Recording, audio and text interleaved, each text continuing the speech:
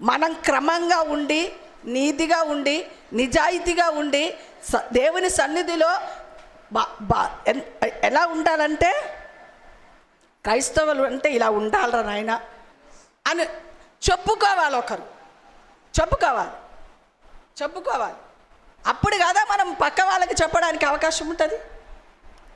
ఎవరికైనా పక్క వాళ్ళకి చెప్పాలంటే మనము మంచిగా ఉంటేనే అసలు మనం బోధించే అవసరం లేదండి. మన క్రియలను చూచి, మన ప్రవర్తనని చూచే ప్రజలు వస్తారు. మన నడవడికని చూసి ప్రజలు వస్తారు.